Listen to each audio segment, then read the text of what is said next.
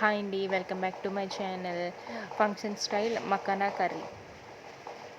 ఎన్నో ప్రోటీన్స్ అలాగే magnesium, potassium, calcium ఎన్నో ప్రోటీన్స్ పుష్కలంగా ఉన్నాయి మకానా కర్రీ. ముందుగా స్టవ్ ఆన్ చేసుకొని 3 టేబుల్ స్పూన్ల ఆయిల్ వేసుకొని, ఆయిల్ వేడయ్యాక 2 మీడియం సైజ్ ఆనియన్స్, అలాగే 2 పచ్చిమిర్చి, అలాగే కరివేపాకు వేసుకొని బాగా ఫ్రై అవ్వనివ్వాలి. ఈలోపు ఒక మిక్సీ జార్ తీసుకొని 2 మీడియం సైజ్ టొమాటోస్ మెత్తని ప్యూరీలా చేసుకోవాలి. ఇందులోనే 1 టేబుల్ స్పూన్ పసుపు, అల్లం వెల్లుల్లి పేస్ట్ వేసుకొని బాగా కలుపుకోవాలి. మెత్తని ప్యూరీలా చేసుకున్న టమాటో పేస్ట్ కూడా వేసుకొని ఒకసారి బాగా కలుపుకోవాలి. పచ్చివాసన పోయాక ఇందులోనే రుచికి తగినట్టు కారం యాడ్ చేసుకోవాలి. నేను 1 స్పూన్ అయితే వేసుకుంటున్నాను.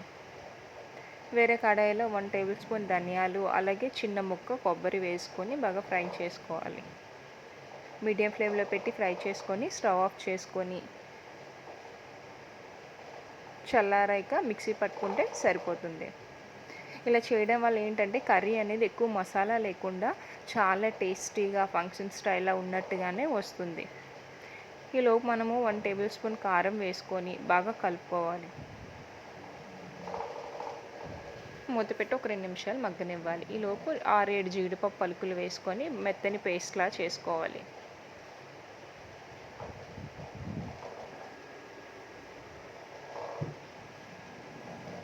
ఈ కర్రీ ఇలా చేయడం వల్ల ఏంటంటే రైస్లో కానీ, చపాతీలో కానీ, బగారా రైస్లో కానీ చాలా రుచికరంగా చాలా బాగుంటుంది.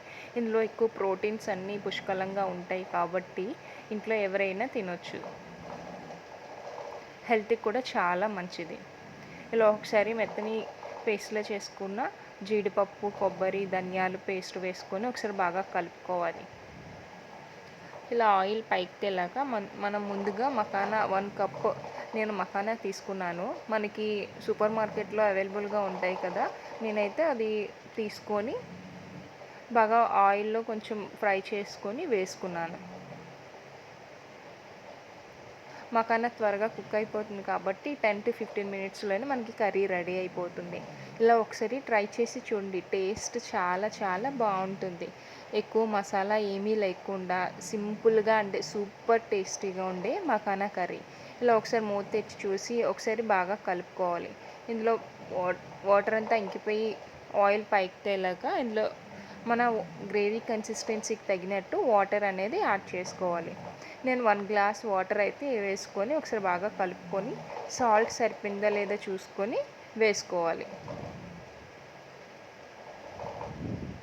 ఇలా కలుపుకున్నాక మూత పెట్టి ఒక 2 నుంచి 3 నిమిషాలు మగ్గనివ్వాలి.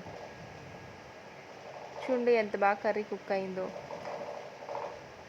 మకానా ఉడికాక ఏంటంటే చిన్నగా అయిపోతాయి కాబట్టి త్వరగానే కుక్ అయిపోతాయి. మూత పెట్టి ఒక 2 నిమిషాలు అయిపోయాక బాగా కలుపుకొని ఇందులోకి మనం కసూరి మేతి అలాగే కొత్తిమీర వేసుకొని స్టవ్ ఆఫ్ చేసుకొని సర్వ్ చేసుకుంటే రెడీ. ఎంతో టేస్టీగా ఉండే పూల్ మకానా కర్రీ. నచ్చిందా మరి? ఇలా ఒకసారి ట్రై చేసి చూడండి.